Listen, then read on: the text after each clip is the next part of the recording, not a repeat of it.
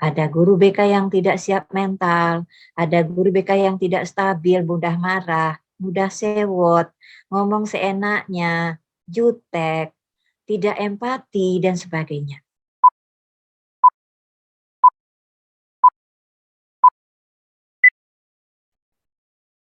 Assalamualaikum warahmatullahi wabarakatuh.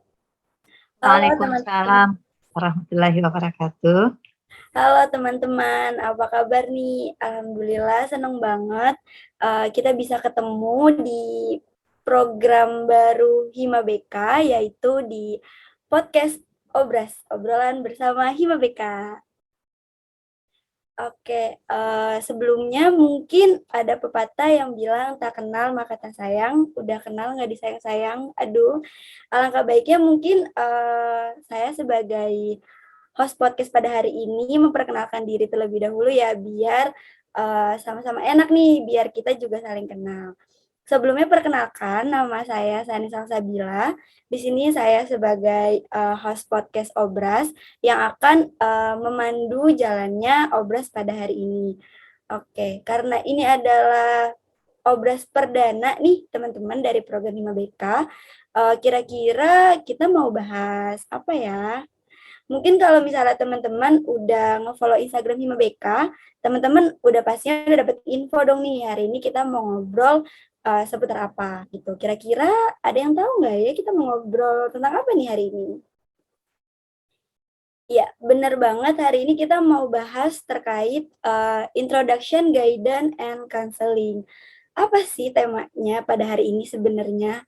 Oke, jadi hari ini itu kita mau bahas atau kita mau berbincang seputar bimbingan dan konseling. Mungkin dari teman-teman ada yang sudah familiar dengan kata-kata bimbingan dan konseling, atau mungkin ada juga teman-teman yang masih bimbingan dan konseling itu apa ya? Oke, jadi hari ini kita akan bahas tuntas, kita akan cari tahu sebenarnya bimbingan konseling itu apa gitu. Dan di sini udah alhamdulillahnya sudah datang narasumber kita, yaitu narasumber yang pastinya berpengalaman, yang keren banget, yang pastinya bisa membagikan ilmu terkait tema kita hari ini.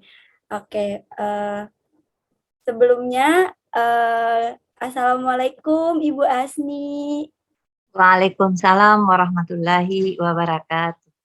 Alhamdulillah. Jadi hari ini kita kedatangan narasumber nih teman-teman. Ada Ibu Asni, MPD Kon selaku Kaprodi Bimbingan dan Konseling FKIP UHAMKA. Apa kabar Ibu?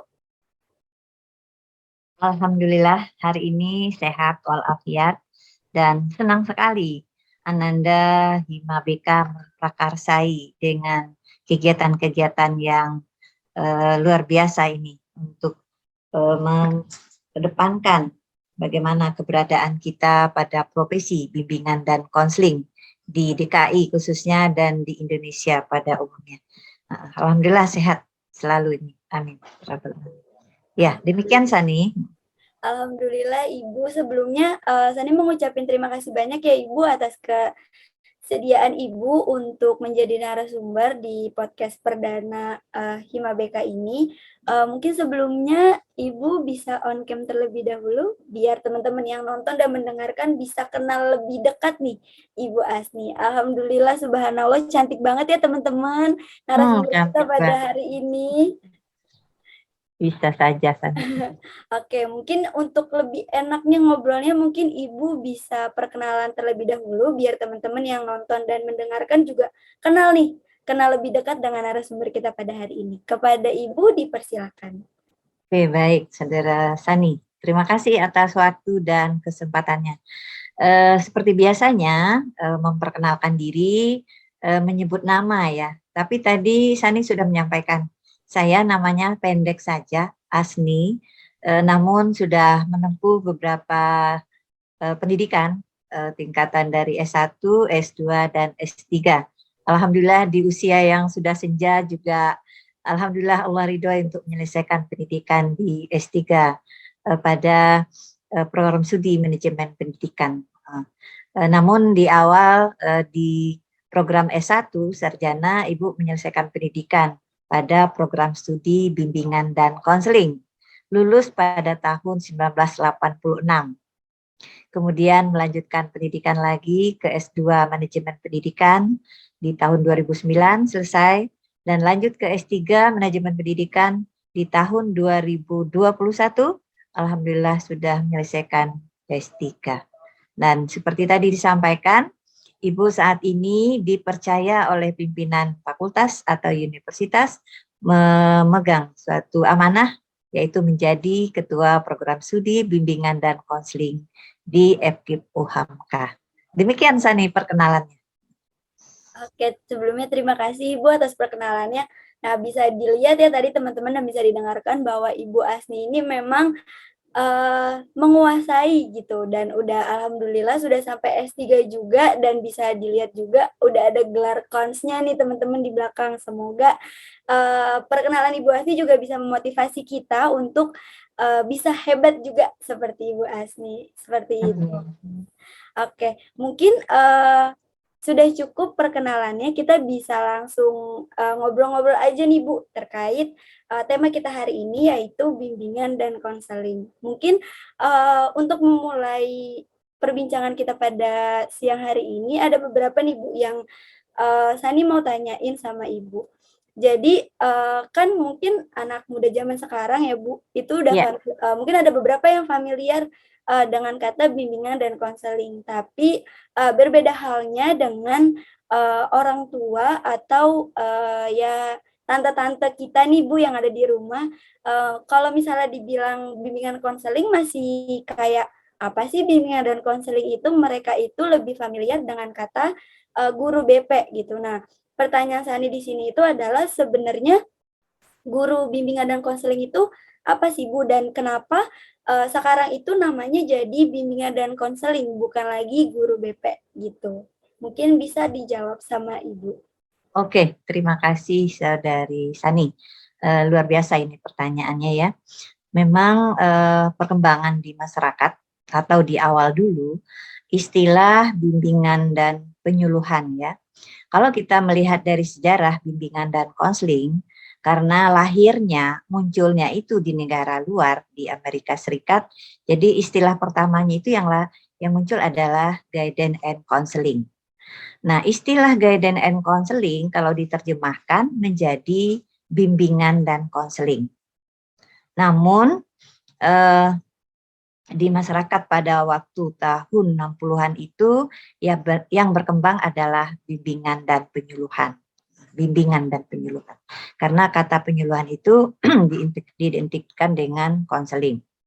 Nah, seiring berjalannya waktu, perkembangan di masyarakat, maka kata-kata bimbingan dan penyuluhan yang ada di sekolah, yang dimaksudkan bimbingan dan penyuluhan di sekolah adalah suatu pelayanan bantuan yang diberikan oleh guru atau ahli kepada peserta didik untuk memaksimalkan perkembangan peserta didik. Entah itu peserta didiknya membutuhkan berbagai informasi untuk kelancaran studinya, entah itu dia mengalami suatu masalah dalam proses pembelajarannya, maka hal-hal seperti itu membutuhkan pelayanan bimbingan dan konseling. Namun terkait dengan kata istilah tadi, di dalam perkembangannya, bimbingan dan penyuluhan tadi lama-kelamaan maknanya menjadi perlu diperjelas, dikhawatirkan disalahartikan. Karena istilah-istilah penyuluhan itu juga berkembang di masyarakat. Ada penyuluhan pertanian, penyuluhan agama, penyuluhan KB. Nah, sekolah juga menggunakan kata-kata bimbingan dan penyuluhan. Nah, di masyarakat mungkin kata-kata penyuluhan itu dalam konteksnya artinya adalah penjelasan, keterangan, informasi. Sedangkan istilah penyuluhan yang ada di sekolah tidak sesederhana itu, Saudara Sani. Tidak sesederhana artinya penjelasan, keterangan, informasi, tapi kata penyuluhan di sini adalah yang dimaksud konseling. Konseling yang dimaksud adalah suatu pelayanan bantuan yang diberikan oleh seorang ahli atau konselor kepada seorang konseli atau individu yang membutuhkan untuk mengentaskan masalahnya. Jadi dalam hal ini kata konseling mempunyai makna membantu seseorang, memberikan pelayanan, membantu seseorang untuk mengatasi masalah yang sudah terjadi. Demikian, Saudara Sani. Jadi lama-kelamaan masalah kata-kata penyuluhan tadi tidak tepat lagi digunakan di sekolah, maka pada tahun 2000-an ya, kalau Ibu nggak keliru itu, berubahlah nama itu dengan disepakati oleh berbagai ahli atau juga pakar bimbingan dan konseling dalam suatu pertemuan, maka istilah bimbingan dan penyuluhan berkembang berubah menjadi bimbingan dan konseling. Demikian Sani yang bisa Ibu sampaikan. Oke, berarti memang sebenarnya itu memang istilah bimbingan dan konseling itu sudah ada ya Bu, dari dulu pun juga, cuman memang perkembangan di masyarakatnya ini nih yang tiba-tiba berubah jadi bimbingan dan penyuluhan dan berubah lagi menjadi bimbingan dan konseling, seperti itu ya Ibu. Oke, iya. Kalau misalnya dilihat ya Bu, berarti kan memang ada perubahan ya Bu dari bimbingan konseling ke bimbingan penyuluhan lalu ke bimbingan konseling lagi. Bimbingan dan penyuluhan ke bimbingan dan konseling. Ya. Kalau diartikan kata guidance and counseling kan dimaknai di bahasa Indonesia kan bimbingan dan penyuluhan. Di awal seperti itu. Tapi kata-kata penyuluhan itu digunakan dalam disiplin ilmu yang lain yang maknanya tidak sama dengan kata penyuluhan yang ada di sekolah. Justru itu para pakar bimbingan dan konseling merubah nama menjadi bimbingan dan konseling. Demikian Sani. Jadi untuk kata penyuluhan ini ada salah pengertian ya Bu di masyarakat, makanya sehingga berubah menjadi kata konseling seperti itu ya Ibu. Ya. Oke, sebenarnya kalau misalnya untuk konsepan ya Ibu, konsepan antara bimbingan dan penyuluhan dan bimbingan dan konseling itu sebenarnya sama nggak sih Bu? Atau memang setelah berubah namanya ini ada perbedaan terkait konsepannya seperti itu Bu? Ya, dari masalah konsep ya, menurut Ibu pada hakikatnya sama. Karena kata penyuluhan yang disebut di awal-awal itu maknanya juga adalah konseling. Yang dimaksud adalah konseling gitu. Nah, seperti yang sudah dipahami oleh para mahasiswa atau juga mungkin masyarakat yang mungkin sudah paham, bahwa dua kata ini, bimbingan dan konseling, atau bimbingan dan penyuluhan dulu istilah lama. Nah, kata bimbingan, kata konseling, itu mempunyai makna kata yang berbeda. Bimbingan dan konseling.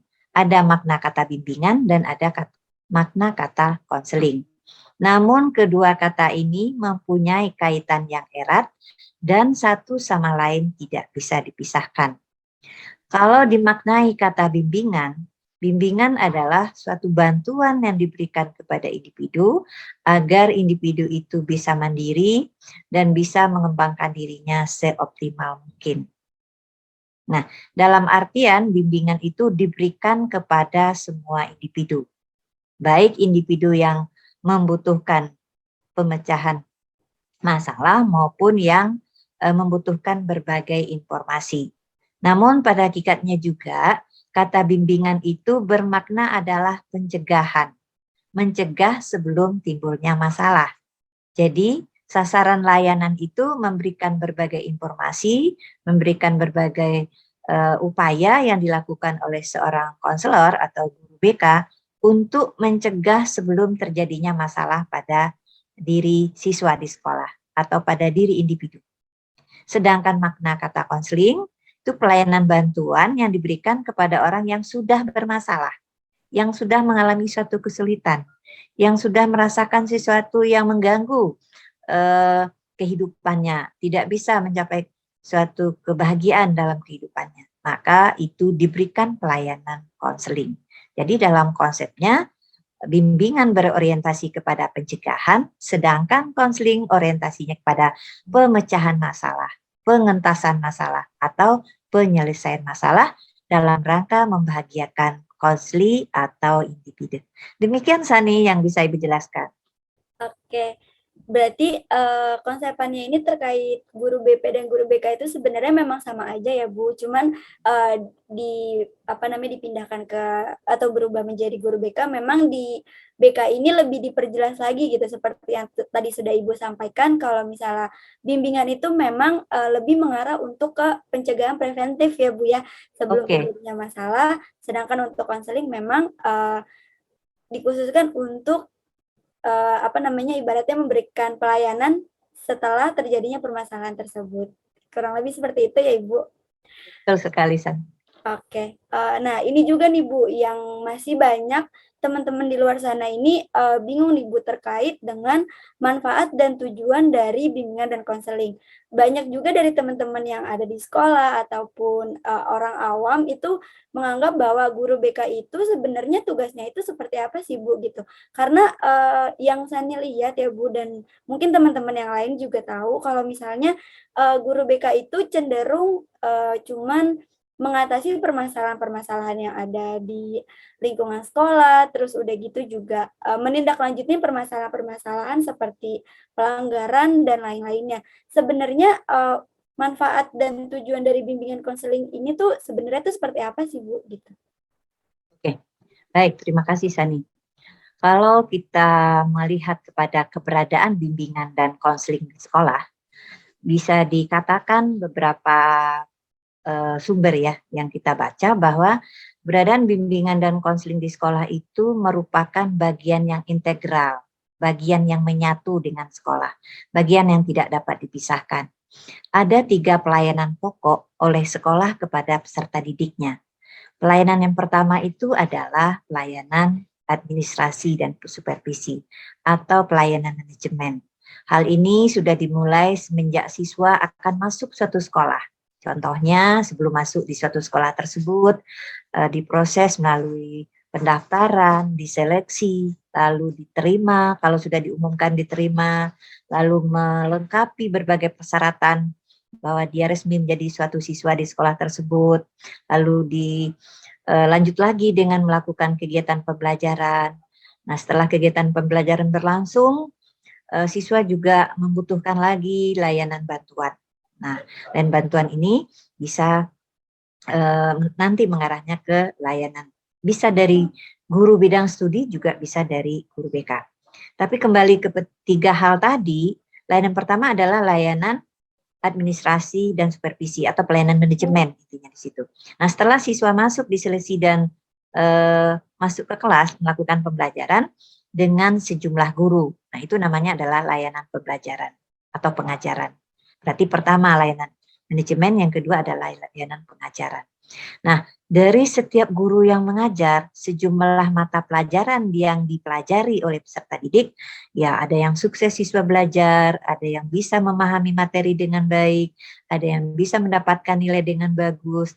Namun dalam kenyataannya, tidak semua siswa yang sukses belajar, tidak semua siswa yang mendapatkan nilai bagus, tidak semua siswa yang berperilaku seperti yang diharapkan guru, seperti yang diharapkan personel lainnya di sekolah, termasuk juga seperti yang diharapkan oleh orang tua. Banyak hal-hal yang terjadi pada siswa yang memerlukan pelayanan. Nah, itulah pentingnya pelayanan yang ketiga adalah pelayanan pembinaan siswa atau pelayanan bimbingan dan konseling. Jadi ketiga pelayanan ini saling terkait dalam pelayanan pendidikan. Kalau hanya pelayanan administrasi atau manajemen saja yang diberikan dengan pelayanan pengajaran, pelayanan bimbingan dan konselingnya ditiadakan, maka dikhawatirkan perkembangan siswa tidak maksimal. Jadi dalam proses pendidikan siswa di sekolah, untuk mencapai perkembangan siswa yang optimal, maka mau tidak mau, suka tidak suka, ketiga pelayanan ini harus ada. Pelayanan manajemen atau administrasi dan supervisi, pelayanan pengajaran, memberikan sejumlah mata pelajaran, dan pelayanan yang ketiga adalah pembinaan siswa atau pelayanan bimbingan dan konseling, ditambah lagi dengan pelayanan ekstrakurikuler, pengembangan bakat dan minat, maka pelayanan ketiga ini tidak kalah pentingnya. Kalau ketiga pelayanan pokok ini terselenggara, terlaksana dengan baik, maka diharapkan perkembangan peserta didik akan mencapai perkembangannya optimal. Nah, perkembangannya optimal bisa diartikan berkembangnya semua potensi yang dimiliki oleh peserta didik. Kalau dia punya kecerdasan, bisa menunjukkan nilainya bagus. Kalau dia punya bakat, dia bisa menunjukkan satu skill yang dimilikinya yang menonjol sehingga nanti bisa menjadikan suatu prestasi. Gitu. Nah, itulah kalau orang nanti atau siswa nanti sudah berprestasi, tentu akan mendatangkan satu kebahagiaan. Kalau dia bahagia, itu salah satu yang kita inginkan adalah layanan bimbingan dan konseling itu muaranya adalah membahagiakan peserta didik. Demikian Sani yang bisa Ibu jelaskan. Terima kasih. Oke, berarti memang tugas guru BK itu banyak ya Bu, nggak cuma untuk menyelesaikan permasalahan anak muridnya aja atau mendisiplinkan anak muridnya aja, tapi memang tugas-tugas yang lainnya juga banyak seperti itu. Salah satunya yaitu adalah membuat siswanya itu bahagia juga salah satu tugas guru BK ternyata ya Bu. Di akhirnya adalah mencapai kebahagiaan. Oke, ternyata tugas guru BK tidak semudah dan segampang yang kita lihat ya Bu, gitu. Oke. Oke. Nah, ini juga banyak nih Bu, dari teman-teman yang kayak bertanya nih, terutama untuk kayak misalnya teman-teman yang kuliah di jurusan BK gitu. Kira-kira kalau misalnya kita kuliah di jurusan BK ya Bu, prospek kerjanya itu cuman bisa jadi guru BK aja atau ada prospek lain nih Bu setelah kita lulus dari S1 program bimbingan dan konseling? Baik, terima kasih. Memang pertanyaan itu penting sekali itu Sani, dipahami, dikuasai oleh Ananda yang berkuliah di program studi bimbingan dan konseling. Nanti saya ini setelah lulus mau jadi apa sih? Mau seperti apa? Mau di mana dan bagaimana? Itu harus dipertanyakan. Namun sebelumnya Ibu juga akan memberikan gambaran bahwa keberadaan bimbingan dan konseling saat ini itu memang mempunyai tantangan yang luar biasa. Kalau memang kita siap, sigap, dan mantap, maka kita akan berada di tengah-tengah masyarakat untuk membahagiakan masyarakat itu sendiri. Namun untuk bisa kita berada di tengah-tengah masyarakat, apakah itu di sekolah atau di masyarakat luas, maka kita harus siap dengan berbagai skill atau kemampuan. Kalau ditanya, nanti saya ini berguna nggak sih di masyarakat? Satu hal yang perlu dicamkan saat ini adalah kehidupan saat ini itu adalah kehidupan yang penuh tantangan, yang rumit, yang sulit. Tidak sesederhana kehidupan berapa puluh tahun yang lalu. Duduk santai, pekerjaan mudah didapat, tapi saat ini sudah tidak seperti itu. Sudah harus berjuang dengan berbagai upaya, menampakkan diri secara hebat, sehingga berharap tidak kita yang mencari pekerjaan, tapi nanti pekerjaanlah yang akan mendidik kita. Nah, itu idealnya seperti itu ya, Sani ya. Nah, untuk lulusan bimbingan dan konseling bagaimana? Yang jelas, kalau dilihat dari kurikulum kita, memang lulusan BK itu utamanya adalah menjadi guru BK. Lulusan bimbingan dan konseling yang siap kerja di sekolah-sekolah. Itu yang utama ya. Nah, untuk berada di sekolah-sekolah, tentunya harus paham seperti apa sih masalah-masalah siswa saat ini, faktor apa sih yang mempengaruhi masalah-masalah itu muncul, bagaimana sih solusi itu bisa dilakukan atau dibantu siswa sampai tuntas. Nah, ini adalah persiapan kompetensi kita yang harus dikuatkan gitu. Jadi kita tahu bahwa kehidupan yang sulit dan rumit atau penuh tantangan itu pasti menuntut kita berpikir yang kritis, berpikir yang kreatif, inovatif, dan kolaboratif. Itu sesuai dengan tuntutan abad 21. Sebagai seorang mahasiswa atau menjadi calon alumni nantinya, bagaimana mempunyai suatu kemampuan yang kritis, yang tidak melihat sesuatu apa adanya, tapi mampu untuk menganalisis suatu masalah, entah itu masalah siswa, entah itu masalah yang terlihat di depan mata di lingkungan sekitar kita, mempunyai suatu ide-ide. Ini harus diapakan, mau seperti apakan. Tapi intinya adalah untuk membantu dalam pemecahan satu problem gitu ya.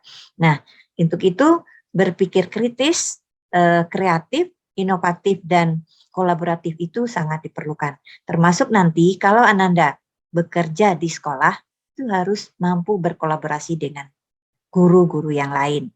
Ingat bahwa pelaksanaan BK di sekolah itu tidak hanya dilakukan oleh guru BK saja. semua personil sekolah terlibat. Apa iya, Bu, semua personil sekolah terlibat? Lihat saja itu dalam konsepnya, bahwa kalau dalam tugas dan tanggung jawab, tugas dan fungsi, kepala sekolah mempunyai tanggung jawab tersendiri. Misalnya menyediakan fasilitas untuk mendorong berlangsungnya pelayanan bimbingan dan konseling. Itu salah satunya. Ada beberapa tugas yang lain.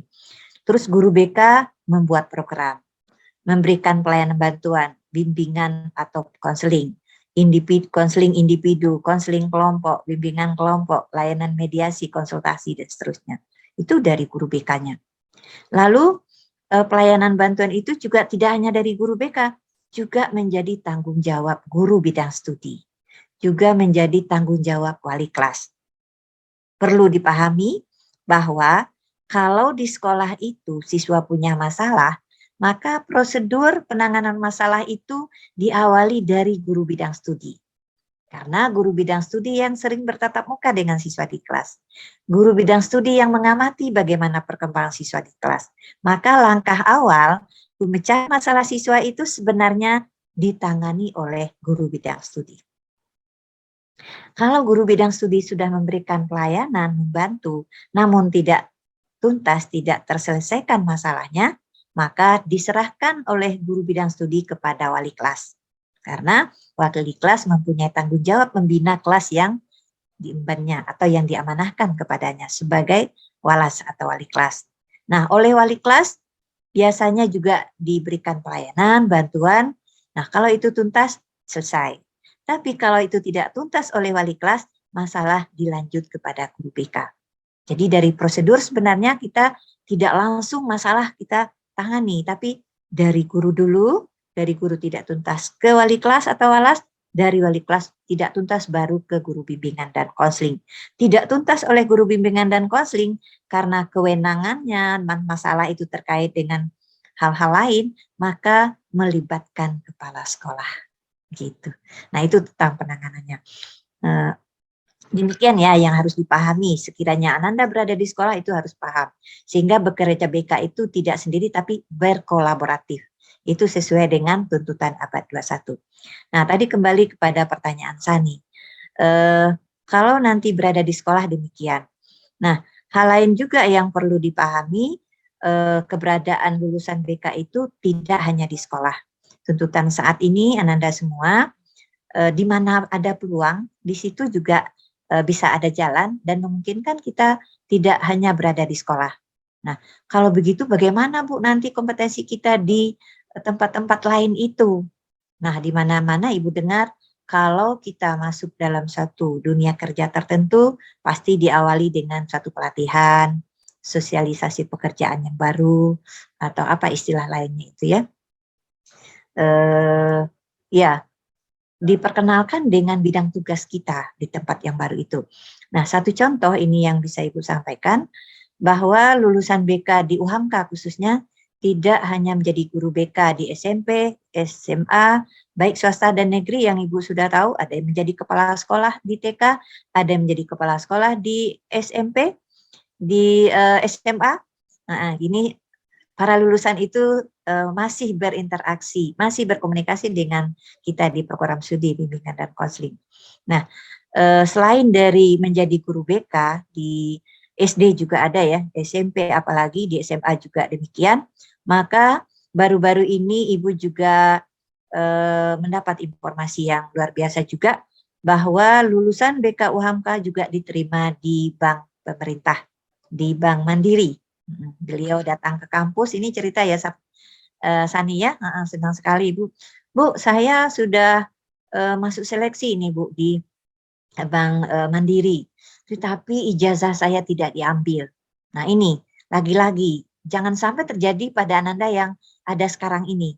Kadang sudah lulus sidang skripsi, lalu revisinya tidak bersegera, akhirnya masuk dunia kerja, sibuklah dengan pekerjaan itu, hilir mudiknya gitu.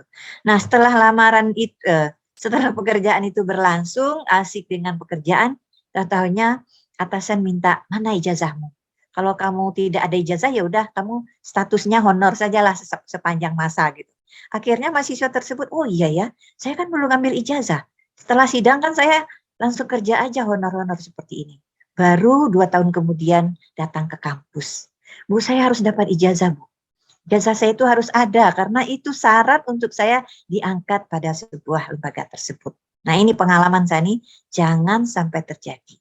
Setelah sidang bersegera merevisi, urus itu kelengkapan ijazah dan dapatkan ijazah sesuai dengan ketentuan berlaku. Itu ya. Jadi juga ada bank pemerintah yang menerima, juga ada bank swasta yang juga Ibu dengar. Lalu kalau dilihat dari profil lulusan BK bisa di sekolah, bisa di lembaga lain seperti tadi ada bank, bisa juga lembaga TNI Polri juga pernah berlapor diterima di lembaga tersebut, juga ada di tempat-tempat lain yang mungkin tidak tercover sama Ibu semua ya. Tapi intinya adalah tidak hanya di sekolah saja. Nah, untuk itu Ananda semua, saat ini kita tidak hanya terpaku kepada skill bimbingan dan konselingnya, terampil mengkonseling, terampil memberikan bantuan, tetapi juga tambahlah ilmu kita, perbanyaklah dengan skill yang lain. Nah, satu hal yang dibutuhkan saat ini misalnya keterampilan IT. Ya, saya udah bisa Bu pakai komputernya, sudah bisa ketik Word-nya, tapi Excel-nya belum lancar. Terus apanya lagi? Google Form-nya, apalagi membuat media pembelajaran dan seterusnya. Nah, ini juga ya mumpung Ananda masih muda, masih berpikirnya energik, apa yang dipelajari itu lebih mudah dicerna, ditangkap, tidak seperti orang-orang zaman dulu ya, seperti Ibu contohnya sekarang ini ya. Nah, tidak seperti itu, tapi Anda harus kuasai itu IT. Supaya nanti di mana saja diterima itu sangat-sangat diperlukan. Dan kalau itu terlihat Anda terampil, itu akan menjadi poin tersendiri dalam dunia kerja tersebut. Begitu Sani yang bisa Ibu sampaikan. Oke, berarti memang prospek kerja lulusan dari bimbingan konseling ini banyak banget ya Bu, bisa masuk ke bidang apa aja. Nggak cuman lulusan jadi guru aja, tapi bisa juga seperti yang tadi Ibu sampaikan, ada yang kerja di bank juga, ada yang bisa kerja di TNI juga, dan masih banyak lainnya. Karena memang Sani kan juga mahasiswa bimbingan konseling ya Bu, mata kuliah yang ada di bimbingan konseling itu kalau kita lihat itu bisa masuk ke semua jenjang pekerjaan Bu sepertinya ya Bu. Jadi nggak cuman jadi guru aja tapi ternyata banyak banget prospeknya untuk lulusan bimbingan dan konseling.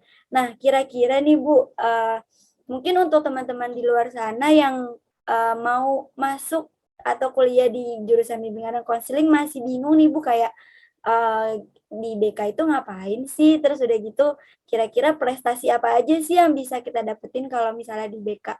Mungkin Ibu bisa berbagi tips and triknya untuk teman-teman nih yang sekarang kan udah masuk pendaftaran kuliah nih Bu, gitu. Mungkin untuk teman-teman yang kira-kira masih bingung, masih galau, kira-kira kalau masuk BK tuh kita ngapain aja ya kira-kira? Nah, tips and triknya gimana nih Bu? Oke, tip and trick ya. Nanti Sani kalau Ibu lupa diingatkan ya. Terima kasih, ini pertanyaan yang luar biasa ya. Kita sadari bahwa di zaman yang berkemajuan sekarang ini, di era globalisasi dan informasi masuk era global seperti ini, maka tuntutan perkembangan zaman itu tidak bisa terelakkan. Dengan berbagai persoalan yang terjadi di masyarakat, kemajuan ilmu pengetahuan dan teknologi, maka terampilnya manusia itu tidak biasa-biasa saja, tapi luar biasa. Dengan hal yang luar biasa itu kita akan bisa berada di berbagai tempat begitu. Nah, kuliah di program studi bimbingan dan konseling, tentunya Ananda diawali dari niat. Saya harus berkuliah nih, saya akan kuliah nih, iya kuliah. Tapi enggak kuliah-kuliah biasa aja, kuliah dengan segala upaya mengarahkan semua potensi yang dimiliki. Sehingga dengan berkuliah yang seperti itu akan dirasakan suatu yang berbeda. Dikuasai ilmunya, dipahami materinya, sehingga terampil untuk mengimplementasikannya. Bisa untuk memberikan bantuan kepada orang lain, walaupun Anda itu belum selesai kuliahnya. Bisa saja terjadi begitu. Ya, nah berkuliah di program studi bimbingan dan konseling, kalau dilihat dari kurikulum Ananda, bahwa kita di program studi BK UHAMKA, kurikulumnya berbeda dengan yang ada di tempat lain, di tetangga kita. Atau Ibu sendiri punya pengalaman, waktu Ibu dulu kuliahnya di UNP sekarang, atau IKI Padang namanya dulu, IKI Padang, itu negeri, lalu mata kuliahnya itu mata kuliah kebekaan dan mata kuliah umum ya. Tidak banyak yang mengkaji, mendalami tentang Al-Islam Kemuhamadiyahan. Nah, itu yang Ibu lihat dan Ibu rasakan itu. Bahwa kalau di UHAMKA kuliahnya dibekali dengan Al-Islam Kemuhamadiyahan setiap semester. Semester 1 pendidikan agama. Nah, Ibu hanya dulu pendidikan agama saja. Semester 2 sampai 8 itu tidak ada lagi mata kuliah yang terkait dengan agama secara khusus mata kuliahnya. Namun tentunya kaitan dengan keislaman pasti ada setiap mata kuliah itu gitu ya. Nah, kalau di UHAMKA di semester 1 pendidikan agama, semester 2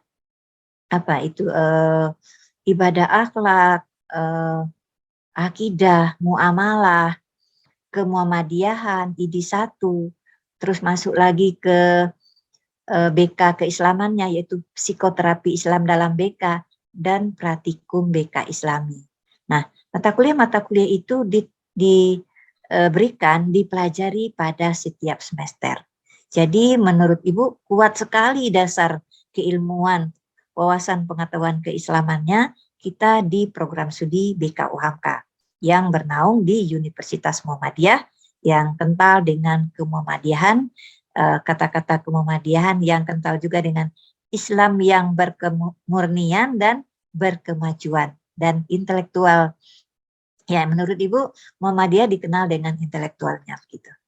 Nah, selanjutnya Saudara Sani, untuk kuliah di UHAMKA juga seperti yang Ibu sampaikan tadi juga, Anda kuliah jangan biasa-biasa saja. Iya, seperti sekarang, Ibu senang sekali nih. Mungkin yang hadir dalam forum ini banyak yang aktivis, yang tidak kuliah-kuliah saja, tapi kuliah plus dengan berorganisasi. Harapannya melalui berorganisasi makin terampil, makin menguasai berbagai interaksi dan komunikasi, karena memang Anda di Hima itu kami melakukan rapat Bu, mengkritisi ini dan itu, melakukan berbagai hal. Jadi tidak berhenti berpikir, sehingga daya analisis, kritis dan sebagainya itu menurut Ibu lebih terasah. Namun di samping itu, yang aktivis seperti itu sudah membanggakan. Namun demikian, Ananda juga tidak boleh terabaikan. Akademik harus nomor 1. Ada di tempat lain terjadi, dia aktivis, aktif di Hima, aktif di organisasi kemahasiswaan, tapi kuliahnya asal masuk, asal dapat nilai. Nah, itu mahasiswa BK menurut Ibu tidak seperti itu. Jadi iya oke dengan akademik, kuliah lancar, nilainya bagus, juga skill didapat dari setiap mata kuliah, dan juga organisasi juga matang begitu. Nah, kepribadian seperti ini adalah harapannya lulusan-lulusan yang handal nantinya di masyarakat. Jadi kuliah tambah dengan berorganisasi, tambah dengan beraktivitas lain. Termasuk juga kalau Ananda memang melirik posisi dan peluang saat ini juga berwirausaha. Kewirausahaan. Nah, apakah itu kewirausahaannya mengarah kepada bimbingan belajar, Bu? Bimbingan apalagi istilahnya itu yang ada ya? Yang itu juga suatu jasa atau pemberian layanan yang mungkin bisa mendatangkan income gitu. Ibu juga mendapat informasi mahasiswa yang masih berkuliah ini, Bu, hari itu kami nggak bisa, Bu. Kalau saya kan sudah kerja, Bu, di tempat les tertentu. Terus Anda di situ memberikan apa? Bukan memberikan terkait dengan mata pelajaran, Bu, tapi memang di situ berperan sebagai motivator dia. Berperan bisa membangkitkan bagaimana itu siswa yang setengah hati belajarnya, yang kurang semangat ya, itu dia diperankan di situ. Konsultan juga dia di lembaga bimbingan belajar tersebut. Itu Sani. Jadi masih kuliah pun itu bisa dilakukan oleh para siswa. Nah, Ibu sangat menyayangkan kalau terjadi pada Ananda ini, tapi harapannya jangan ya. Ada yang kuliahnya terabaikan, organisasinya yang maju. Sehingga saat kuliah tidak hadir, Bu nggak bisa hadir, Bu, nggak bisa ikut kuliah hari ini karena rapat ini, karena persiapan ini. Nah, itu. Jadi harus dinomorsatukan akademiknya dan organisasinya berbarengan, sejalan dengan perkuliahan yang semakin diharapkan, berkuliah yang serius, fokus, dan mendapatkan nilai yang bagus, sehingga bisa lulus tepat pada waktunya. Monggo Sani, dikritisi, mungkin ada komentar Ibu yang belum pas, diarahkan supaya lebih mengena gitu. Silakan Sani.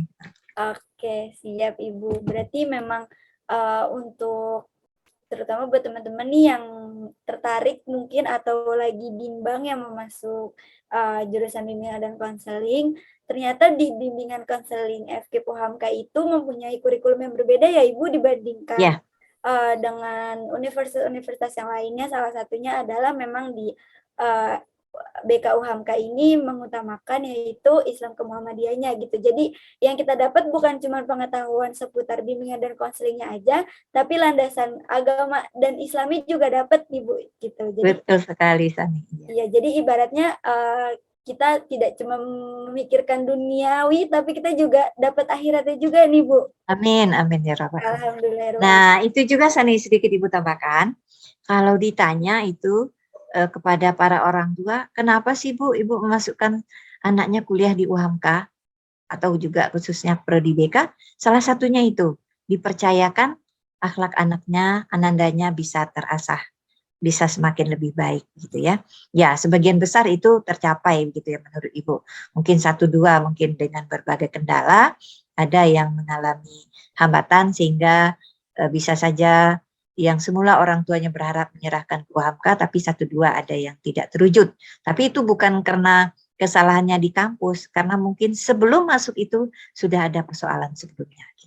Pernah Ibu mengalami 2 orang yang seperti itu. Akhirnya memang tidak selesai kuliahnya. Jadi bermasalah itu sebelum masuk ke kampus kita.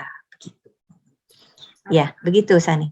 Oke, siap. Berarti memang mungkin untuk teman-teman nih yang lagi mendengarkan dan juga melihat podcast ini bahwa milih untuk masuk ke bimbingan konseling FKIP UHAMKA itu bukan pilihan yang salah ya Bu, justru itu adalah pilihan yang tepat.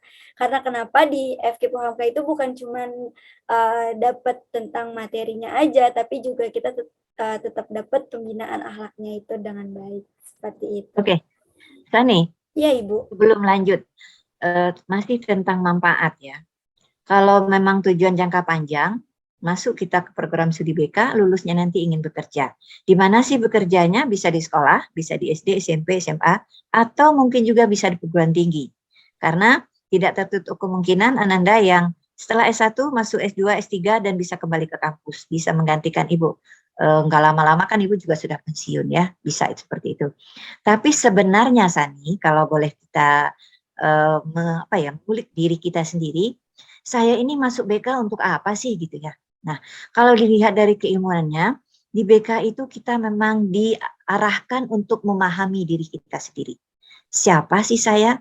Apa kekuatan-kekuatan yang saya miliki? Dan sebaliknya, apa juga kelemahan-kelemahan saya? Kekuatan yang dimiliki ditingkatkan menjadi lebih kuat, lebih hebat, dan kelemahan dikurangi, syukur-syukur dihilangkan. Jadi dalam perkuliahan bimbingan dan konseling, keilmuannya seperti itu, pelan-pelan kita juga bisa belajar untuk memahami diri, memahami masalah yang kita miliki, dan juga sekaligus kita belajar mengatasi masalah sendiri. Kalau boleh berbicara, jujur Ibu mengatakan, jujur ya, kenapa sih kok Ibu dulu memilihnya ke prodi BK? Waktu itu jurusannya namanya disebut bukan prodi ya, tapi jurusan BK setelah tamat SLTA-nya. Iya, salah satu tujuan Ibu adalah belajar untuk memecahkan masalah sendiri. Meyakini masuk ke prodi BK mampu nanti memahami, menerima kelebihan dan kekurangan diri, kemudian mampu untuk membantu masalah sendiri gitu. Itu diantaranya. Jadi di zaman yang edan sekarang ini, edan dalam arti banyaknya tantangan dalam kehidupan, kita menjadi baik itu bisa, menjadi tidak baik juga sangat bisa. Karena di lingkungan kita itu banyak pengaruh-pengaruh negatif. Tapi kalau kita kuat, penangkalnya hebat, insya Allah kita akan selamat. Nah, melalui program studi bimbingan dan konseling, insya Allah Ananda akan bisa menjadi manusia yang sesungguhnya, manusia yang berkepribadian, yang mampu mengatasi masalah-masalah dalam kehidupannya, dan juga mampu mengatasi masalah orang lain. Begitu Sani yang bisa Ibu sampaikan. Wah, Gitu emang ya. seru banget ya Bu di Iya. program studi bimbingan dan konseling. Kita bukan cuman nantinya bisa membantu permasalahan orang lain, tapi secara tidak langsung kita juga bisa ya Bu membantu permasalahan diri kita sendiri dan mengenal lebih dalam nih. Karena kan anak muda zaman sekarang banyak ya Bu yang kayak, aduh sebenarnya saya itu maunya apa sih gitu kan. Saya itu bakatnya di mana sih, tapi ternyata di program studi BK kita juga bisa mengenal diri kita lebih dalam itu seperti apa. Wah, berarti seru banget nih Bu buat teman-teman Oke. yang mungkin masih bingung yang kira-kira lulus SMA mau kuliah apa ya. Berarti harus banget masuk ke program studi BK karena emang di BK itu seru banget. Iya. Banyak banget yang didapetin gitu Ibu. Oke. Oke. Mungkin untuk pembahasannya sampai sini dulu Ibu, tapi ada beberapa pertanyaan Ibu yang udah kita kumpulin lewat Instagram Hima BK. Jadi Oke. semacam kita buka Q&A untuk teman-teman di luar sana yang mungkin ada pertanyaan seputar guru BK. Sani udah kumpulin nih Bu beberapa. Sani Ya. bacain ya Bu terkait Oke. pertanyaannya. Nah, ada pertanyaan yang menarik nih Bu. Jadi ada yang bertanya seperti ini di Instagram. Guru bimbingan dan konseling itu kan memiliki tanggung jawab yang besar, terutama bagi siswa di tingkat SMA. Mental dan psikologis guru BK itu harus stabil serta tenang ketika menghadapi persoalan murid-murid di SMA-nya. Nah, pertanyaannya Bu, jika suatu kondisi guru BK tersebut memiliki masalah pribadi dan tidak memiliki kesiapan mental serta psikologis yang stabil, maka langkah apa yang harus diambil oleh guru BK tersebut? Jadi, Sani rangkum ya Bu pertanyaannya. Jadi, kalau misalnya ada guru BK nih Bu di sekolah yang memiliki permasalahan pribadi dan juga kurangnya memiliki kesiapan mental dan juga psikologis yang stabil, itu bagaimana gitu Bu untuk menangani permasalahan anak muridnya nanti? Cukup jelas Ibu pertanyaannya? Oke. Ya. Eh, mudah-mudahan Ibu bisa memahami. Memang seperti yang Ibu sampaikan tadi ya, Sani, sebagai seorang guru BK, calon guru BK di awal perkuliahan, di dalam perkuliahan kita sudah belajar dengan berbagai ilmu, keterampilan, lalu kita menerapkan kepada diri sendiri untuk belajar membantu masalah sendiri, lalu siap untuk membantu masalah orang lain. Jadi sebenarnya sebelum kita membantu masalah orang lain, kita membantu masalah kita sendiri. Jika kita sudah mampu membantu masalah kita sendiri, kita juga akan leluasa untuk membantu masalah orang lain. Tapi kan dalam kehidupan ini masalah itu selalu muncul. Nah, itulah perlunya kita sebagai manusia selalu mengasah diri, selalu belajar terus-menerus dan menjadikan diri kita sebagai apa ya? Ujung apa ya, tombak utama bahwa diri kita juga adalah sebagai seorang manusia yang tidak luput dari kekhilafan dan kesalahan. Maka kalaupun ada istilah manusia adalah tempat salah, tapi tetap kita berupaya bisa memaksimalkan potensi yang kita miliki. Nah, itu memaksimalkan. Di bangku kuliah itu jugalah, ini jugalah kita mengasah diri kita. Bagaimana perkuliahan berlangsung? Bagaimana kita berinteraksi dengan teman-teman? Bagaimana kita menjalin bersahabat, berhubungan baik dengan teman-teman? Ini penting. Contoh, kalau dalam perkuliahan itu Ananda bekerja sama dengan baik, mempunyai hubungan harmonis dengan teman, Ananda suatu saat tersinggung oleh teman dalam satu kelompok, tapi nggak langsung nggak langsung menarik diri, nggak langsung menghindar, tapi semakin itu masalah dialami, semakin berupaya untuk mengatasi. Jadi dalam perkuliahan mampu menjaga hubungan yang harmonis, menerima perbedaan pendapat, menerima perbedaan berbagai pandangan dengan teman. Berarti Ananda sejak kuliah sudah terlatih. Ikut organisasi, juga termasuk orang-orang yang mampu mengkritisi, mampu berbuat berbagai aktivitas dalam mengembangkan program kehimaan itu misalnya. Nah, ini kan suatu modal dalam perkuliahan sudah siap seperti itu. dalam perkuliahan menjaga hubungan baik, mampu bekerja sama, mampu berkolaborasi. Gitu. Insya Allah pengalaman seperti ini, Sani, tentunya akan terbawa ke dunia kerja. Bisa menyesuaikan diri dengan teman, tersinggung dengan teman, tidak menarik diri, tidak murah marah, tapi mempelajari, menerima perbedaan pendapat. Itu terlatih sejak kuliah mestinya. Ya, terlatih sejak berorganisasi di HIMA atau di lembaga yang lainnya di kampus kita ini. Atau juga Anda aktif di organisasi di luar kampus. Nah, itu nantinya akan mendorong di tempat kerja akan mampu memberikan pelayanan terbaik. Mampu dengan berbagai pengalaman itu bisa sebagai modal untuk terjun ke dunia kerja. Gitu. Nah, tentunya tidak lepas Ibu, ternyata juga sudah berupaya, kok di lapangan juga masih terjadi. Ada guru BK yang tidak siap mental, ada guru BK yang tidak stabil, mudah marah, mudah sewot, ngomong seenaknya, jutek, tidak empati, dan sebagainya. Nah, ini adalah suatu tantangan. Kalau Ananda sebagai calon-calon lulusan yang handal, mengamati hal-hal seperti itu, mendapatkan informasi hal yang demikian, mestinya jauh-jauh mempersiapkan diri. Saya nanti tidak akan seperti itu. Saya harus siap dengan kemampuan, harus siap dengan berbagai skill, kompetensi harus saya kuasai. Sehingga menjadi guru BK nanti itu menjadi idaman siswa, menjadi sahabat siswa, menjadi sahabat guru. BK itu keberadaannya penting banget deh di sekolah. Dirasakan manfaatnya oleh para guru-guru, dirasakan manfaatnya oleh siswa, dirasakan manfaatnya oleh kepala sekolah. Nah itu ideal seperti itu. Tapi kalau sebaliknya yang terjadi, guru BK-nya jutek, emosi tidak stabil, membuat guru lain tersinggung, tidak mempunyai hubungan baik dengan guru lain. Nah ini piye toh kalau begitu guru BK-nya? Ya tidak masuk kategori kalau begitu. Nah untuk itu Ananda semua persiapkan diri semakin hebat seperti itu. Tapi Bu gimana Bu kalau udah terjadi begitu? Nah ini tentunya citra diri yang harus diperbaiki. Kalau ingin menjadi guru BK yang dihargai, dihormati, dipercaya, maka jangan tidak stabil emosinya. Kalau misalnya kita kembalikan ke Islam, saat kita emosi, jangan perginya ke kantin, pergilah wudhu ke kamar mandi, ke toilet gitu ya Sani. Salah nggak sih Sani Ibu ngomongnya?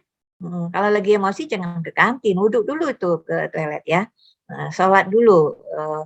Iya, banyak-banyak istighfar. Begitu. Nah, untuk itu, mumpung Ananda masih dalam rangka mempersiapkan diri, paham dengan ada hal-hal positif, fenomena di lapangan, guru-guru BK yang tadi digambarkan seperti itu. Nah, itu mungkin ada proses yang tidak berjalan dengan baik barangkali dulunya ya. Kok jadi guru BK nggak stabil, mudah marah, nggak empati, nggak ada keinginan membantu. Nah itu di mana letak tupoksinya, berfungsinya sebagai seorang guru BK gitu. Disayangkan.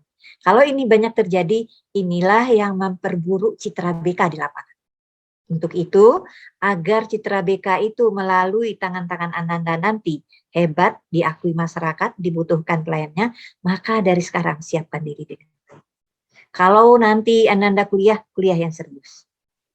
Kalau nanti prodi melakukan pelatihan-pelatihan diikuti, jangan tanya alasan gitu ya. Pasti kegiatan itu bermanfaat untuk mempersiapkan berbagai skill, pengetahuan, wawasan, dan berbagai hal untuk persiapan bekerja di masa depan. Gitu.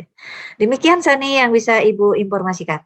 Oke, berarti memang kita harus persiapan terlebih dahulu ya Bu sebelum menjadi guru BK ya, salah satunya gimana caranya kita membangun koneksi yang baik selama kita kuliah, terus juga kita harus mempersiapkan diri bagaimana menjadi guru BK yang baik agar hal-hal yang tidak diinginkan tidak terjadi gitu Bu di saat kita sudah menjadi guru BK nantinya. Oke. Semoga pertanyaan yang tadi terjawab ya teman-teman sama narasumber kita ini. Sedikit lagi Sani. Ya, silakan. Motivasi kita adalah kalau kita membantu orang lain, lalu orang itu terbantu, di awal dia datang kepada kita mengkerut keningnya, kelihatan lemas. Tapi setelah diproses, dilakukan pelayanan konseling, dia menjadi cerah, tercerahkan, dia menjadi senyum yang lebih leluasa. Nah, ini suatu tanda bahwa dia sudah terentaskan masalahnya. Walaupun mungkin belum tuntas banget ya, tapi paling tidak sudah membuat cara berpikir dia berubah. Cara menerima suatu keadaan berubah. Jadi itu akan terlihat nyata setelah bantuan. Jadi kalau kita memberikan pelayanan konseling, orang terbantu, terlihat konseling kita itu bahagia, itu pelampiasan kebahagiaan konseling itu juga ada merasuk ke batin kita sebagai konselor. Oh iya, ternyata saya bisa ya. Ternyata apa yang saya sampaikan tadi bermanfaat ya, bisa membantu orang lain. Insya Allah orang yang berbuat baik, kebaikannya kepada orang lain, Allah juga akan memberikan kebaikan kembali. Walaupun tidak pada saat itu, insya Allah pada kesempatan yang lain. Yakinlah setiap kebaikan yang kita lakukan akan Allah berikan kebaikan untuk sebagai balasan. Ya, begitu Sani. Monggo dilanjut.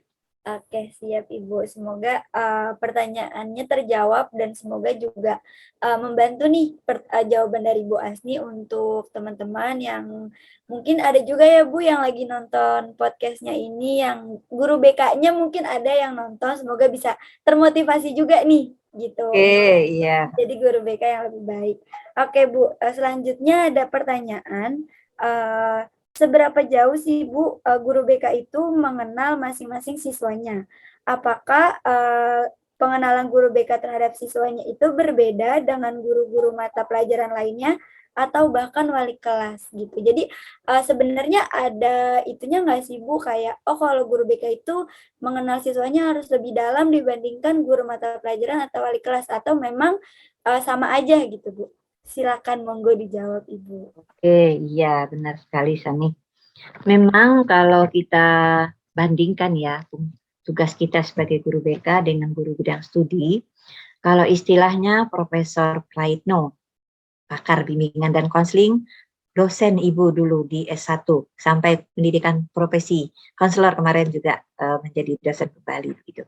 Nah, tugas guru BK dengan tugas guru bidang studi berbeda. Kalau tugas guru bidang studi itu adalah PMP, penguasaan materi pembelajaran.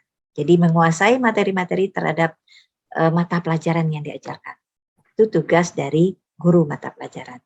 Sedangkan tugas guru BK adalah KES, kehidupan efektif sehari-hari. Bagaimana siswa yang belajar itu dengan berbagai tugas yang dilakukan, baik itu tugas sekolah, entah itu tugas di keluarga atau di masyarakat juga, mungkin kalau ada aktivitas di masyarakat, kehidupannya itu efektif. Iya, dia menjadi siswa, tugas-tugasnya terselesaikan, kuliahnya lancar, guru menyenangi perilakunya sebagai seorang siswa, tugas-tugas terselesaikan dengan baik dengan nilai yang bagus, gitu ya. Terus kehidupannya sehat juga secara lahir batin, jadi efektif, ya, efektif sebagai siswa.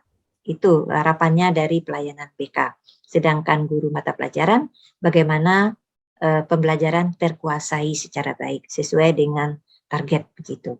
Nah, dalam hal ini siapa sih yang berkewajiban memahami siswa? Nah, menurut Ibu dua-duanya sama, Sani. Guru BK harus memahami siswa agar bisa memberikan pelayanan yang tepat. Guru bidang studi juga demikian, harus memahami siswa agar bisa juga membantu kesulitan dalam belajar. Tentu kedalamannya berbeda begitu. Karena kalau guru bidang studi fokusnya ke materi yang diajarkan, bagaimana terkuasai, di samping juga guru bertugas sebagai pendidik, membentuk tingkah laku siswa, tetapi guru bimbingan dan konseling lebih dalam lagi. Apalagi dalam perkuliahan, kita juga dibekali dengan materi kuliah tentang penguasaan asesmen BK. Kita bisa melakukan asesmen, mengumpulkan data, sampai nanti menganalisis, memprediksi persoalan atau masalah, lalu memberikan layanan. Nah, asesmen BK yang kita bekali itu di Prodi adalah asesmen BK tes dan asesmen BK non-tes. Melalui BK, asesmen BK non-tes, belajarlah wawancara. Bagaimana sih kalau nanti saya sebagai guru BK bisa mewawancarai siswa, mengemukakan pertanyaan-pertanyaan terbuka, pertanyaan tertutup, yang nanti bisa menggali masalah siswa. Bagaimana sih saya mengamati melalui observasi, bagaimana juga dengan sosiogram, memahami bagaimana hubungan sosial, Ada AUM-nya, masalah-masalah apa yang dialami siswa, ada apa lagi itu, AKPD, ya berbagai instrumen lain yang termasuk non-tes. Nah, di samping itu guru BK, calon guru BK maksudnya, juga dibekali dengan mata kuliah asesmen BK tes. Nah, seorang guru memahami setiap siswa mempunyai kecerdasan yang disebut dengan inteligensi quotient atau IQ. Setiap siswa mempunyai kecenderungan di hal tertentu yang disebut dengan bakat. Kemampuan khusus. Oh, ini anak menonjolnya di matematika. Kenapa kok disebut menonjol atau berbakat di matematika? Ya, kalau dikasih tugas matematika, cepat selesai, waktunya lebih duluan dari teman-temannya, dan jawabannya bagus. Nah, nilainya tinggi gitu. Nah, ini menentukan bahwa dia berbakat dalam bidang tersebut. Nah, itu semua adalah dalam rangka memahami peserta didik. Jadi melalui asesmen BK non-tes bisa dipahami identitas siswa, latar belakang keluarga, kekuatan dan kelemahan. Ya, melalui asesmen BK tes juga bisa dipahami lagi secara psikologis. Bagaimana kecerdasan anak, bagaimana bakatnya, bagaimana minatnya, bagaimana kepribadiannya. Ya, betul bahwa guru BK itu harus lebih mendalami siswa gitu. Tapi bukan berarti guru bidang studi tidak memahami. Ibu yakin setiap guru bidang studi juga mempunyai peran untuk memahami peserta didik yang diajar atau yang dibina di kelas yang diampu mata pelajaran yang diajarnya pada setiap kelas itu. Biasanya kalau guru itu keluar kelas, katakan dia guru matematika ya, terus setelah keluar kelas dia bertemu dengan teman-temannya di ruang guru. Nah, kadang dia bercerita, ya aduh itu di kelas saya tadi kok anak itu begitu amat ya, tugas-tugas yang dikerjakan nggak selesai, bajunya kumal dan seterusnya. Itu mungkin cerita yang tidak enaknya. Tapi di sisi lain, ya itu yang namanya Sani itu, kalau diberi tugas matematika, tugasnya bagus, rapi, cepat selesai, tepat waktu. Nah, biasanya kebagian-kebagian begini juga cerita guru. Nah, apa yang dilakukan guru ini, Sani? Dia sebenarnya sudah berupaya memahami peserta didiknya, begitu, dengan melakukan observasi. Jadi, sama-sama guru juga guru bidang studi memahami peserta didiknya, guru BK juga demikian. Nah, namun tadi seperti yang disampaikan, guru BK sudah mempersiapkan diri dengan asesmen BK tes dan asesmen BK non tes sebagai instrumen dalam pengumpulan data siswa. Begitu Sani jawaban Ibu. Oke, berarti memang tugas guru BK dan tugas guru mata pelajaran juga sama ya Bu, sama-sama harus bisa mengenal peserta didiknya, tapi memang punya tupoksi yang berbeda gitu Bu. Oke, betul. Gitu. Oke, mungkin ini pertanyaan terakhir sekaligus menjadi pertanyaan penutup juga Ibu. Ya. Dan mungkin banyak juga dari teman-teman yang menanyakan hal seperti ini. Bagaimana sih Bu menjadi guru BK yang disukai oleh siswa dan lingkungan sekitarnya, dan bagaimana cara kita sebagai calon guru BK untuk merubah pandangan negatif dari orang lain terhadap guru BK. Mungkin itu pertanyaan terakhirnya Ibu. Ya. Ya, baik Sani. Luar biasa pertanyaannya. Pertama itu bagaimana menjadi guru yang menyenangi ya, menyenangkan. Sorry. Yang kedua, bagaimana merubah pandangan yang kurang baik Bu terhadap guru BK. Pandangan yang kurang baik. Iya, baik Sani dan teman-teman. Ini di Zoom ini menurut Ibu ada berenam kita ya. Ada Ibu, ada Sani, ada 4 teman yang lain. Ada Putri Dewi. Salam Putri, apa kabar hari ini? Iya, putrinya sedang kemana ya? Nggak apa-apa. Yang penting sudah bersama di ruangan ini. Baik, Sani, memang betul menjadi guru BK tidak semudah yang dibayangkan. Tetapi kalau bisa menjadi guru BK yang didambakan oleh siswa, nah inilah yang sangat luar biasa. Sehingga seketika guru BK itu tidak datang ke sekolah, muridnya akan bertanya, kok Bu Ibu tuh nggak datang sih? Kok Bapak ini nggak nonton sih? Kemana ya? Kok nggak kelihatan dari tadi? Artinya apa? Dia dirindukan oleh siswanya. Ibu Sani itu kemana? Kok dari pagi saya nggak lihat itu di ruang BK gitu ya. Bu Putri itu di mana? Hari ini kok nggak tampil ke depan ini atau kemana gitu. Nah itu pertanyaan-pertanyaan siswa kalau dia sudah menyenangi guru BK.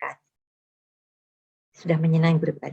Tetapi sebaliknya yang terjadi, kalau guru BK itu lewat di depan kelas, masuk ke kelas, muridnya pada jutek. Nah ini tentunya apa yang kita lakukan terhadap siswa juga akan berbalik kepada kita.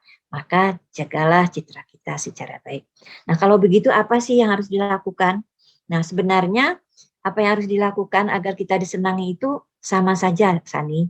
Apakah kita itu ada di rumah, apakah kita itu ada di suatu organisasi di hima, apakah itu ada di dalam kelas, atau di suatu kegiatan-kegiatan lain, tetap yang kita lakukan adalah yang positif-positif.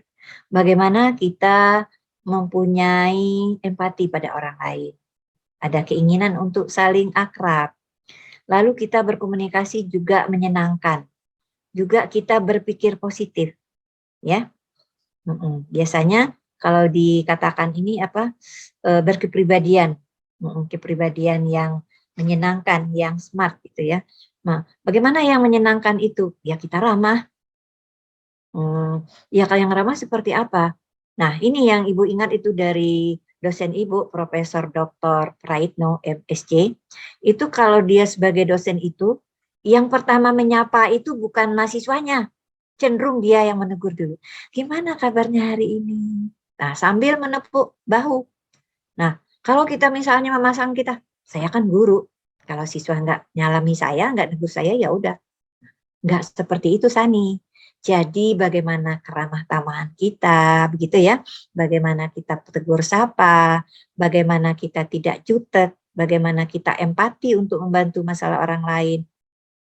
Di sekolah kita mempunyai program kerja, melakukan tugas-tugas dengan bijak. Jangan menjadi guru BK yang seperti dulu-dulu sering dikatakan, itu guru BK-nya nggak kerja, duduk-duduk saja. Tugasnya memindahkan pantatnya dari rumah ke sekolah. Duduk lagi di sekolah gitu. Nah itu dulu begitu ya. Nah guru-guru BK sekarang nggak seperti itu. Apalagi ini Ananda yang ada di sini dan juga yang akan nanti berada di tengah masyarakat, berperanlah secara baik, lakukan program kerja dengan tuntas gitu. Jadi di awal kita datang ke sekolah, rancang program kerja. Untuk menyusun program kerja, lakukan analisis kebutuhan. Untuk membuat analisis kebutuhan, lakukan asesmen data. Asesmen melalui berbagai instrumen tes dan non-tes.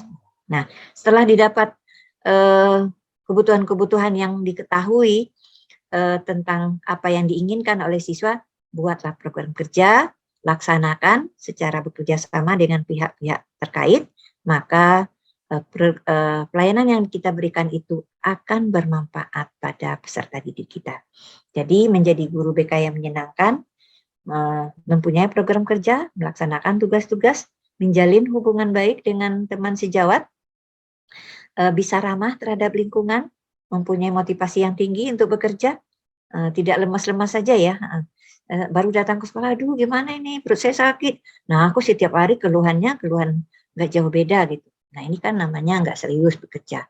Tapi perlihatkan bahwa kita itu berkomitmen untuk bekerja dengan sungguh-sungguh, mempunyai keinginan yang tinggi untuk membantu orang lain. Nah sekarang ada istilah itu altruisme, altruistik, keinginan yang tinggi untuk membantu orang lain. Ini yang perlu ditumbuhkan dalam diri kita. Ya seperti itu. Jadi menyenangkan, bagaimana kita berada yang menyenangkan di lingkungan kerja, maka kepribadian yang harus kita tampilkan dengan baik, berpikir yang positif, komunikasi yang komunikatif, bisa untuk tampil sebagai individu yang istiqomah, menjaga hubungan silaturahmi dengan lingkungan tempat kerja. Nah, berikut, Saudara Sani, tadi yang terkait dengan apa ya Sani ya? Pandangan yang kurang baik. Bagaimana Sani yang terakhir tadi? Kok Ibu Iya. jadi tidak lengkap menyimaknya tadi. Iya, jadi gimana sih Bu cara kita untuk khususnya untuk calon-calon guru BK nih Bu, kan banyak statement yang bilang kayak guru BK itu galak, guru BK itu cuma jadi satpam sekolah. Nah, itu bagaimana sih Bu cara merubah statement tersebut biar siswa itu punya pandangan bahwa ya guru BK itu menjadi teman dan menjadi sahabat gitu untuk peserta didik di sekolah tentunya. Iya, Bagaimana Ibu? iya. Memang benar ya, merubah citra itu tidak mudah. Yang harus dirubah adalah cara kita.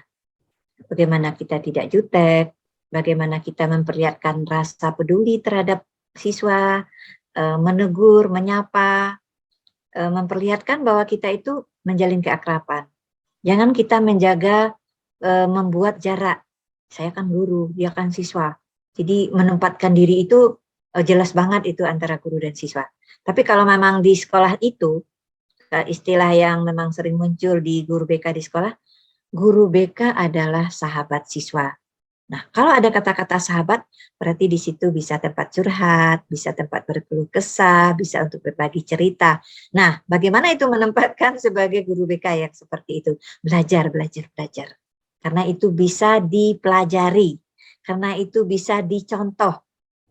Sani sekarang ini, misalnya melihat seseorang. Nah, Ibu itu kalau melihat, mendengar videonya Aisyah Dahlan, itu banyak hal yang harus kita petik dari uraian-uraian kata-katanya. Nah, bisa saja itu menjadi contoh bagi Ibu untuk diri Ibu misalnya ya. Ya, paling tidak belajar untuk bagaimana seperti itu. Nah, Sani dengan kawan-kawan juga begitu. Kalau tahu itu tidak enak, ini ketemu nih dosen yang jutek banget, ngomongnya tidak mengenakan, misalnya ya, Anda mengatakan, insya Allah nanti saya jadi guru nggak begitu. Atau juga dulu waktu di SMA, guru BK saya sebenarnya nggak enak waktu itu, tapi ada yang tertarik akhirnya saya masuk BK. Tapi sebenarnya Sani, teman-teman yang masuk ke BK ini menyatakan karena guru BK-nya asik di sekolah, karena bu guru BK-nya bisa banget itu kerjasama dengan siswa dalam berbagai hal, para siswanya senang. Nah itu yang membuat siswa itu tertarik untuk masuk ke bimbingan dan konseling. Nah bagaimana dengan Sani dulunya masuk ke prodi BK ini? Apakah ketertarikan masuk ke prodi BK ini karena didorong atau menjadikan guru BK sebagai contoh identifikasi, akhirnya termotivasi? Iya, saya ingin jadi guru BK seperti itu. Saya masuklah ke prodi BK UMK. Demikiankah dengan Sani? Mohon juga dikomentari. Oke, Ya, silakan. kalau untuk Sani, Bu, kenapa milih program studi BK? Karena yang Sani lihat, guru BK Sani di sekolah itu kayaknya jadi guru BK tuh seru deh. Serunya dalam artian Sani itu kan suka ya Bu yang namanya berinteraksi sama banyak orang. Apalagi bisa membantu menyelesaikan permasalahan orang gitu. Jadinya Sani melihat kayak, oh seru nih kayaknya jadi guru BK gitu. Jadinya tertarik untuk masuk bimbingan dan konseling. Selain itu juga Sani punya guru BK yang bermacam-macam nih Bu karakternya. Ada yang memang karakternya yang baik banget, yang friendly sama siswanya. Ada juga yang Nah, uh, dibilang judes sih nggak judes sih Bu, mungkin lebih kayak ke profesional sampai akhirnya kita jadi sama siswanya tuh jadi agak sedikit canggung gitu. Makanya Sani penasaran nih pengen masuk ke BK. Sebenarnya guru BK yang baik itu seperti apa sih gitu kan? Makanya jadi masuk ke BKF Hamka seperti itu Ibu. oke, iya. Sebenarnya kalau boleh apa boleh jujur ya, itu jawabannya ada di kita itu sebenarnya. Bagaimana sih supaya saya disenangi? Iya, peduli terhadap orang lain. Iya, kalau komunikasi menyenangkan. Iya, kalau orang keluh kesah kita eh, apa ya? Kita respon secara baik. Kalau orang minta bantuan kita bantu. Ya itu pastilah nanti itu akan bisa menempatkan diri secara baik. Jadi kembali sebenarnya ke diri kita. Secara naluriah sebenarnya kita tahu apa sih yang diinginkan orang lain itu dalam kehidupan kita. Kalau ada orang lain yang nggak senang dengan kita, kenapa sih kok dia nggak senang? Mungkin ada sesuatu yang tidak pas pada diri kita. Jadi kalau orang lain tidak senang dengan kita, jangan buru-buru menyalahkan orang itu. Mungkin ada diri kita yang tidak benar, gitu ya.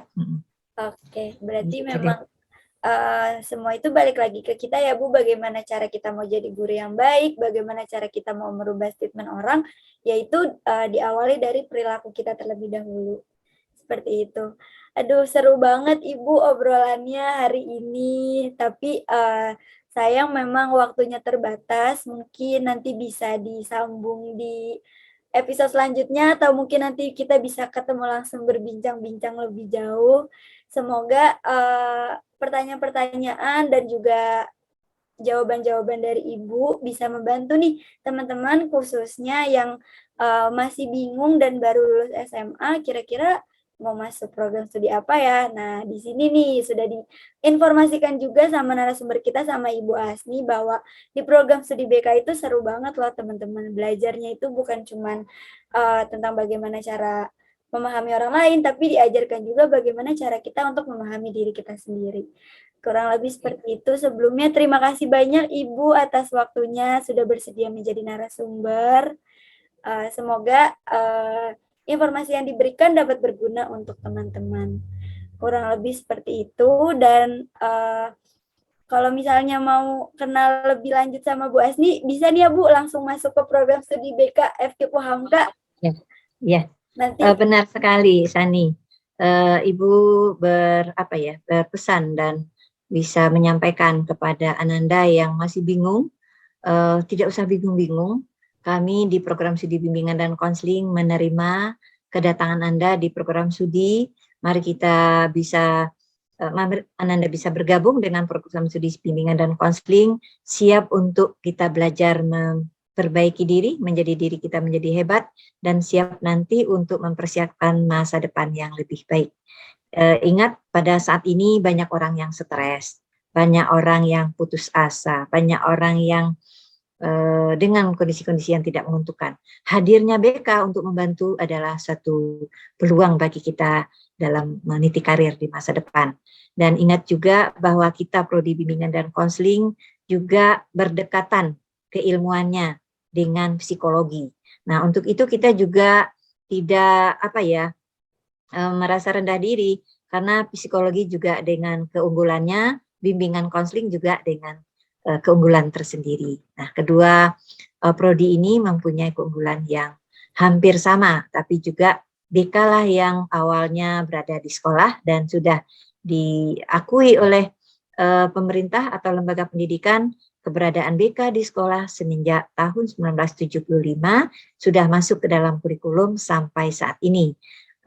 Konselor atau guru BK adalah salah satu pendidik yang berperan dalam lingkungan pendidikan, baik di sekolah menengah maupun di perguruan tinggi, atau juga di pendidikan dasar, pendidikan menengah, dan perguruan tinggi. Demikian Sani, mudah-mudahan Ananda yang di luar sana yang masih bingung-bingung, silahkan nanti di Japri saudari Sani dan teman-teman, bagaimana ini yang sudah berkuliah hampir 2 tahun di UHAMKA, apa pengalamannya bisa dibagi ya, agar nantinya adik-adik bisa bergabung ke program studi bimbingan dan konseling. Selamat berjuang, semoga sukses. Sampai ketemu nantinya dengan kita dosen-dosen UHAMKA di program studi bimbingan dan konseling. Selamat berjuang, semoga sukses. Amin. Amin. Baik, terima kasih banyak Ibu atas closing statement-nya, dan terima kasih juga untuk teman-teman yang sudah mendengarkan podcast Obrasi BK ini. Semoga ilmu yang diberikan dapat bermanfaat untuk teman-teman, dan tetap saksikan episode-episode Obrasi BK lainnya, karena episode selanjutnya itu nggak akan kalah seru dari episode yang pertama ini. Kurang lebihnya mohon maaf. Saya pamit undur diri. Wassalamualaikum warahmatullahi wabarakatuh. Waalaikumsalam warahmatullahi wabarakatuh. Terima kasih Sani dan teman-teman. Ya, Ibu terima kasih banyak. Ya.